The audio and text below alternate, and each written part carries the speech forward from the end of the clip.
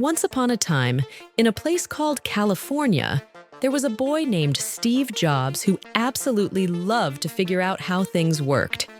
He wasn't the kind of kid who just played with toys. He wanted to take them apart and put them back together again. His dad had a garage full of tools and electronics, and that's where Steve spent most of his time inventing his own little gadgets.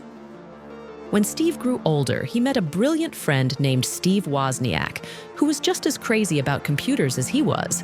Back then, computers were huge machines that only big companies and universities used. But Steve and his friend had a wild idea. What if they could build a computer small enough to fit in someone's house? They decided to start their own company and named it Apple, after Steve's favorite fruit. Steve and Woz, as everyone called him, worked day and night in Steve's garage. Sometimes things got really tricky, and they wanted to give up. But Steve always had this fire inside him that said, "Keep trying, you can do it." After a lot of hard work, they created the Macintosh, a computer that was completely different. Instead of typing in strange codes, it had pictures you could click on with something called a mouse. It even had a friendly smile on the screen when you turned it on. People loved it because it was easy for anyone to use. Steve and his team at Apple didn't stop there.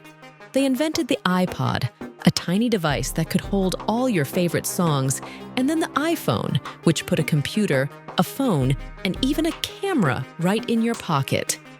Steve was like a magician, coming up with things no one had even dreamed of. But just like in all stories, things didn't always go perfectly for Steve. Sometimes his ideas seemed too crazy. Sometimes people didn't understand them, which made him a little bit sad. But Steve knew that the best inventions come from thinking differently.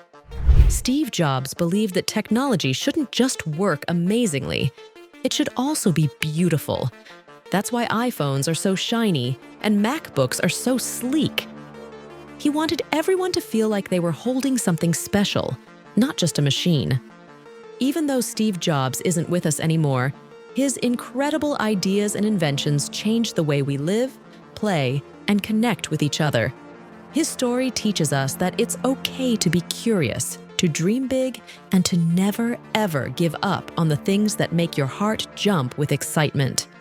Because who knows, you might just invent something that changes the world too.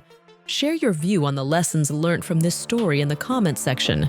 Please kindly subscribe, like, share, and turn on the notification button. Until next time, bye.